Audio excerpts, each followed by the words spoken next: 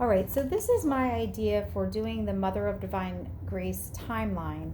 This year I created a template to use. In the top space, there is the time period. Then here, attached to the timeline with the dotted line, we're going to write memory dates. When I was in the freshman year of high school, my history teacher apologetically asked us to memorize 3 history dates: the fall of Rome, the Battle of Hastings, and the signing of the Magna Carta. I have found those dates to be helpful when I want to place other dates in historical context. So I decided to try the same thing with my kids. I came up with 5 or 6 dates for the year. In this space here, we're writing in, we're putting the book cover and then the book title and author of the assigned reading. I wanted it here above the timeline because I wanted to make it clear to the kids that most of these books that they're reading are actually historical fiction, not historical fact. Then the line itself and this part below is basically the way that Laura Berquist describes it in the syllabi. These are 5-year increments, but you could also switch it to 2-year increments when you're doing American history. With 5-year increments, you're going to have 50 years on a single page. Then wherever the date is that your child is going to add in, they put a number on the line, and then down below put a corresponding number and the date, which will come from either designing your own classical curriculum, a MODG syllabus, or from the excellent resources at the Little Schoolhouse in the Suburbs.com, which has been a really helpful website for me. And she does have really great descriptions of how to make a timeline, but I thought this might be easier because you could see it. The space at the bottom, I got from a Charlotte Mason book I was reading, and I really loved the idea of using images because I'm a very visual person.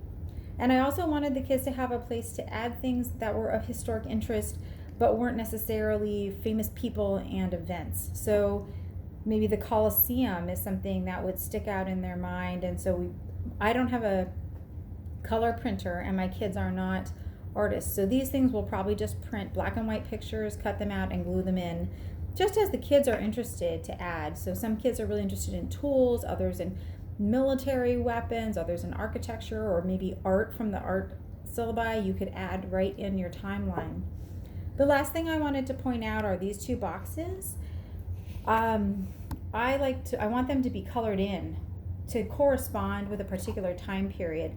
So for me, purple is the color of the medieval time because it makes me think of kings and royalty.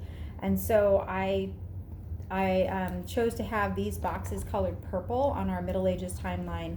And I also put it in a purple file folder. This shield comes from a project that the kids are going to do part of the way through the year. And I thought it'd be really fun to put it on the outside of their timeline. We are going to do 1 timeline per student, not a family timeline. So this is what the timeline, this is just a mock-up, but this is what it looks like in action. I looked at a video that showed how to create an accordion timeline. It's very simple, just involves taping pages together in a particular way. So you can see, you can either turn the pages like pages in a book, or you can fold it all the way out.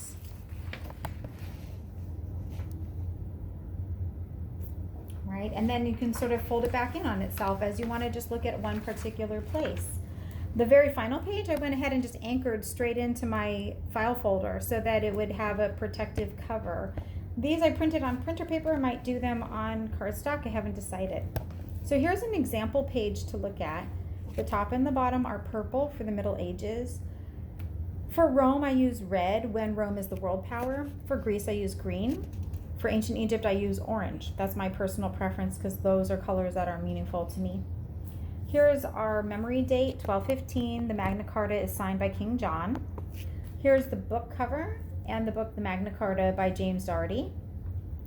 These dates all came from one of those previous resources that I mentioned, either the Mother of Divine Grace syllabus for 8th grade, or designing your own classical curriculum, or Little Schoolhouse in the Suburbs site. And I just put the numbers. They happened in different weeks, and so that's why there are different colors. And I was just making a practice version. This is not actually my son's timeline. And then this part at the bottom, you can see this image is just a fun historical fact that in the 1200s, eyeglasses were invented. So that's just a little inspiration for anyone who is looking for how to create their own timeline.